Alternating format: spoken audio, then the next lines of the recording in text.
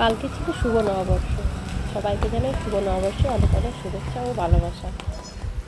প্রথম দিনই দেখো আমি মায়ের মূর্তিতে প্রণাম করে সকালটা শুরু করলাম। সেদিন তো খুব বৃষ্টি পড়ছিল, তোমরা জানোই।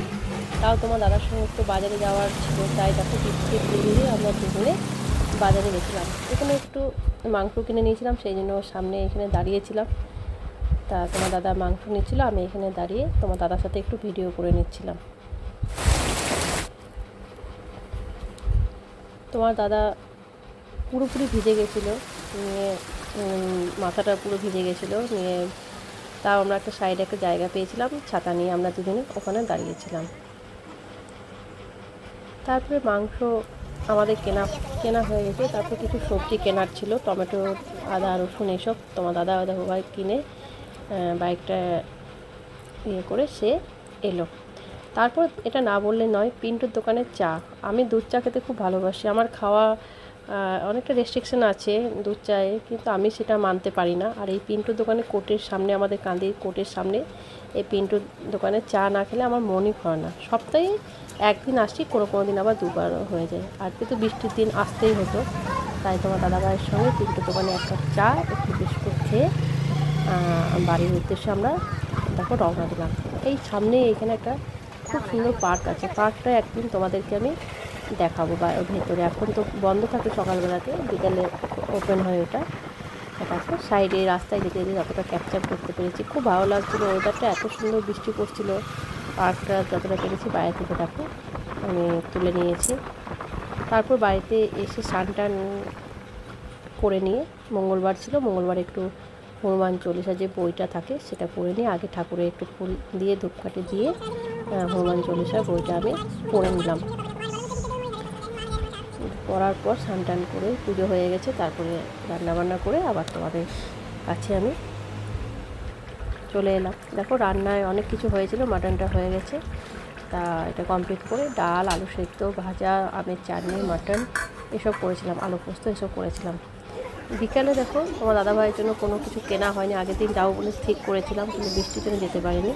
তাই আমি, বাবু আর তোমার দাদা কালীবাড়ি যাওয়ার আগে এখানে একটা শপিং মল আছে, ওখানে গেছিলাম তোমার দাদাভাইয়ের জন্য একটা ড্রেস কেনার জন্য।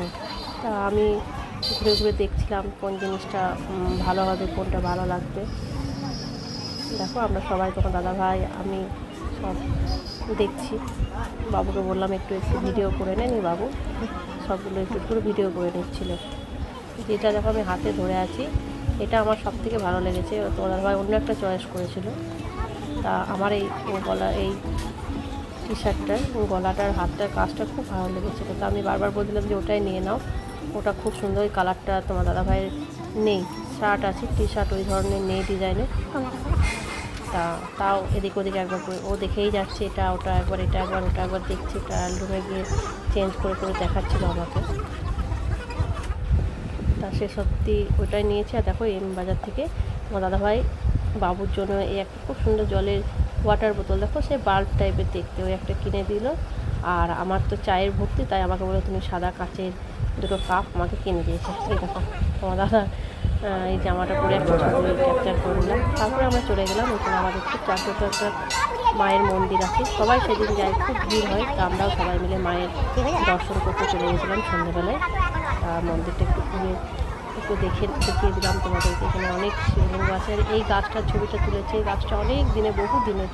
গাছটার অনেক বয়স হওয়ার জন্য গাছটা কিন্তু পড়ে গেছে, তাও গাছটা একটা মন্দিরের মধ্যেই আটকে আছে।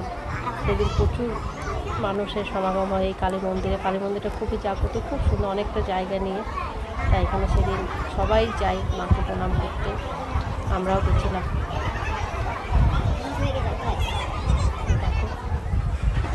তারপরে মায়ের মন্দির থেকে বাইরে চলে এলাম।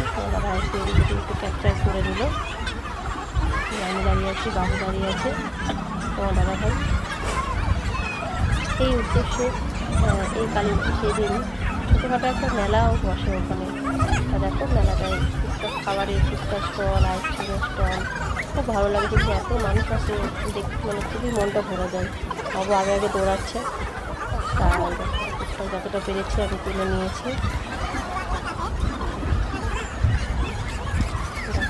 এখানে ছোটো ছোটো বাচ্চাদের বেলুন, খেলার জিনিস এসব বিক্রি করছিল। তোমার দাদা ভাই আর বাবু যাচ্ছে, আমি ওকে এরকম ছোটো ছোটো এত ভালো লাগছে, ছোটো ছোটো সব জিনিসগুলো ছোটোবেলার কথা মনে পড়ে যাচ্ছিলো। তারপর কালীবাড়ি থেকে আমরা একটা রেস্টুরেন্টে গেলাম, সেখানে আমি আর তোমার দাদা ভাই চাউমিন খেলাম, আর বাবু আদার্স অনেক কিছু টুকটাক খেলো, খেয়ে দিয়ে বাড়ি চলে গেলাম। Okay bye everyone.